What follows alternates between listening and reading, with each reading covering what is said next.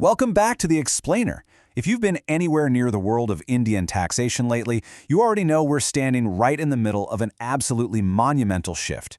For decades, practitioners and taxpayers alike have lived, breathed, and, let's be honest, sometimes completely agonized over the Legacy Income Tax Act of 1961. Well, that era is officially ending. Today, we are unpacking the massive transition to the brand new Income Tax Act 2025. I am super excited to guide you through this today because getting a grip on this new framework isn't just about staying compliant anymore. It's really about mastering the entire new landscape of Indian finance. Here is our clear roadmap for today's explainer. We'll be covering Section 1, the Income Tax Act 2025. Section 2, navigating the transition. Section 3, new tools for taxpayers. Section 4, important upcoming due dates. And finally, Section 5, the latest department initiatives. We've got a ton of ground to cover, so let's jump right in. Section 1, the Income Tax Act 2025. We're talking about the most significant overhaul to the tax ecosystem in over 60 years. April 1, 2026. Mark this on your calendars, folks, because this is the official activation date. The Income Tax Act 2025 officially comes into full force on this exact day. It's literally the line in the sand. Everything before this was just preparation. Everything after is the brand new reality. Whether you're handling corporate tax strategies, individual filings, or foreign remittances, this is the date the old playbook officially gets retired. Just look at the sheer scale of this change. On the left side here, you see our familiar legacy framework, the Income Tax Act of 1961 and the accompanying rules of 1962. But on the right, that's the brand new Income Tax Act 2025, paired with the newly minted Income Tax Rules 2026. We aren't just talking about a couple of minor amendments or a fresh set of circulars. The base laws, the fundamental filing rules, the section numbers, the whole shebang has been completely overhauled. You are essentially having to learn a completely new language. Moving on to Section 2, navigating the transition. So, how do we actually cross that bridge without falling into a compliance black hole? Let's look at how the Income Tax Department is helping out. You know, whenever a massive law gets replaced, there is always what's called a repeals and savings provision, and under the 2025 Act, that's Section 536.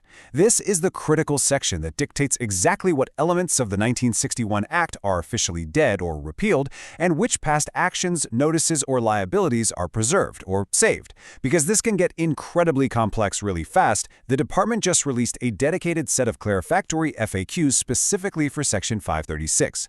Trust me, these FAQs are going to be your absolute best friend right now for figuring out how the old and new regimes actually interact. Let me give you a really practical, boots-on-the-ground example of this transition. For years, anyone claiming receipts without TDS used the classic forms 15G and 15H, right? Well, they're gone. Under the new Act, starting April 1, 2026, they have been completely replaced by Form 12.1. And it's not just a simple name change. Form 12.1 requires a completely new Unique Identification Number, or UIN, format. This is super important. If your accounting software or your HR department is still spitting out the old 15G formats, they are going to get rejected flat out. All right, Section 3, new tools for taxpayers. The government totally recognizes that replacing thousands of sections and forms is a massive headache for the public, so they've rolled out some pretty powerful digital tools right onto the e-filing portal to make it manageable. Check out the new IT bill comparison tool available on the portal. This thing is a total game changer for practitioners. Instead of flipping frantically between two giant physical manuals, you just follow 4 simple steps. First, upload your files or pick the acts from the catalog. Second, select your legacy section from the 1961 Act right alongside its new counterpart in the 2025 Act. Third, hit Compare. Boom! The system instantly pulls up a side-by-side analysis highlighting the exact textual differences. And finally, you can just export that comparison as an HTML or PDF to share with your compliance team or your clients. It seamlessly maps the old world to the new one right on your screen. That brings us to Section 4, important upcoming due dates. It is way too easy to get lost in the theory of all these new laws, so let's ground this explainer in reality and look at the vital compliance deadlines creeping up on us right now. You definitely need to be up to speed here. Take a look at this matrix of deadlines all hitting on July 14th, 2026. Every single one of these involves the new income tax rules of 2026. For example, if you're a government office paying TDS or TCS without a challan for June, you've got to use the new Form 137. Need to issue a TDS certificate? The old formats are out the window. You are now using Form 132 under the new Section 395. What if you're an authorized dealer handling foreign remittances? Your quarterly statement is now filed via Form 147. For units operating in the IFSC, you're on Form 148 for those remittances. And for stock exchanges reporting modified client codes, it's the totally new Form 1. You can see how the new naming system has just completely taken over. Missing one of these deadlines simply because you used the wrong legacy form is a completely avoidable error. And finally, Section 5, latest department initiatives.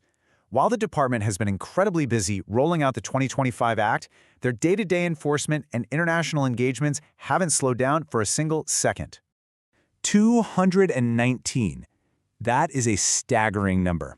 That's exactly how many advanced pricing agreements the Central Board of Direct Taxes signed in financial year 2025-26 alone. APAs are absolutely critical for multinational companies to lock in their transfer pricing methodologies so they can avoid future litigation. To sign 219 of them in a single year, that shows some incredibly heavy administrative activity and a massive push toward providing actual tax certainty for global businesses operating here in India. But beyond corporate pricing, the department's enforcement arm is super active on multiple fronts right now. Here are 3 major initiatives to keep on your radar. First, the CBDT just launched their second NUDG initiative. It's a targeted public awareness campaign pushing taxpayers to voluntarily step up and correctly report their foreign assets. Second, back on the domestic front, the Income Tax Department is carrying out a massive nationwide verification exercise specifically targeting restaurants that have been suppressing their turnover.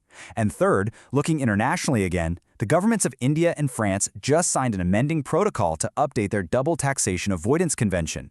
So yeah, while the statutory code is brand new, the department's enforcement, checks, audits, and international treaty updates literally never sleep. They are utilizing all the fresh data flows from the new portal to ensure compliance across the board. Which brings us to the ultimate takeaway for today's explainer. The law has officially changed. The forms are totally different. The sections have all been renumbered, and the portal is packed with brand new tools. So I have to leave you with this question. As the 2025 Act takes full effect, are your compliance systems truly ready for the new era of Indian taxation? Seriously, don't wait for a penalty notice to find out. Take advantage of the comparison tools on the portal. Dig into those Section 536 transition FAQs and make sure your internal processes are fully up to date with the 2026 rules. Thanks so much for joining me on this deep dive, and as always, keep learning. Welcome back, everyone. Today's explainer dives into something we've all been watching pretty closely, the massive bureaucratic shifts happening right now on the Indian income tax portal. We're going to break down the big transitions going on in the background, decode some of the new compliance tools you can actually use right now, and make sure you're fully prepped for the immediate deadlines hitting this very month. Let's get into it. Here's a quick roadmap of what we're covering today. First, the New Tax Act 2025.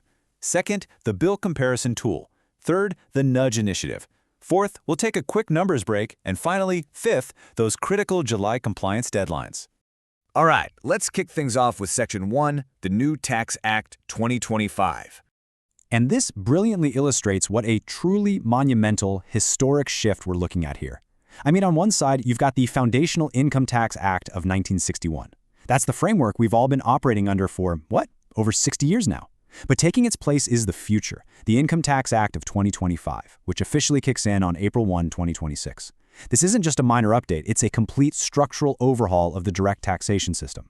Right now, the portal is laying the groundwork for this massive transition, updating FAQs and educational content to help us all bridge that gap between 1961 and 2026.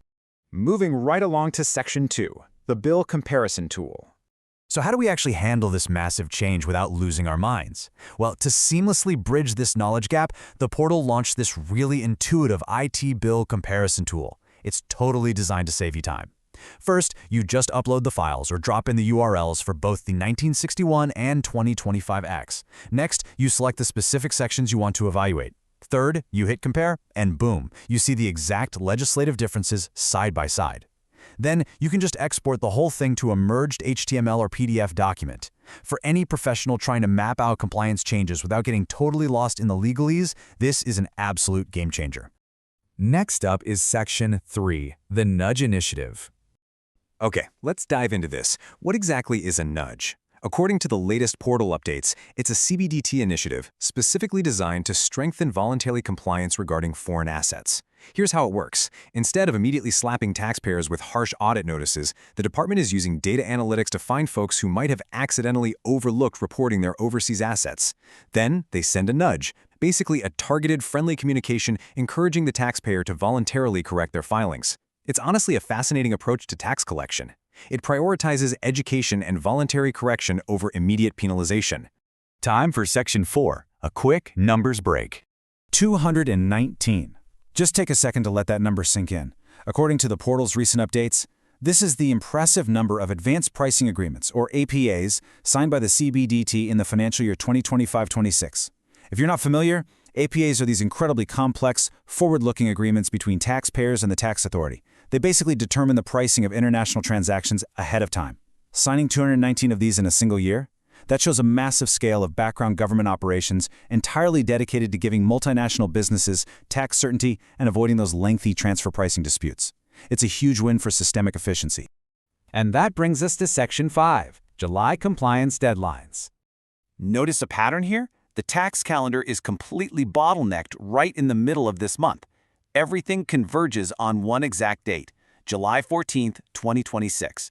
We're tracking Form 137, Form 132, Forms 147 and 148, and Form 1 all at once. With so many vital, distinct forms hitting at the exact same moment, it is incredibly easy for one of these to slip through the cracks if your systems aren't perfectly organized. So, the crucial point is making sure you know exactly which of these specific compliance buckets applies to you. Let's unpack that July 14 bottleneck. If you're a government office, you need to be looking at Form 137 for TDS without a challan. If you need to issue TDS certificates under the new rules, you're on Form 132. For authorized dealers and IFSU units handling remittances, that's Forms 147 and 148. And finally, for stock exchanges reporting modifications to client codes, you'll need Form 10. Remember, the window on all of these is closing really fast. Real quick, I want to highlight something absolutely critical during all this transitioning. Phishing scams are skyrocketing right now. The portal has a permanent warning up stating that the Income Tax Department will never ask for PIN numbers, passwords, or credit card info via email. Seriously, no exceptions. Do not respond to these requests and do not share your financial data. You have got to protect your digital identity, especially during this highly active transition period. So, we've covered the daily deadlines and looked ahead to the monumental 2025 Act shift, which leaves us with one provocative thought. As the 1961 era definitively ends, are your compliance systems truly ready for that April 2026 transition? The tools are live, the comparison features are ready, and the department is literally nudging you to prepare. The time to adapt is right now. Thank you so much for joining me on this explainer. Stay focused, and I'll see you in the next one.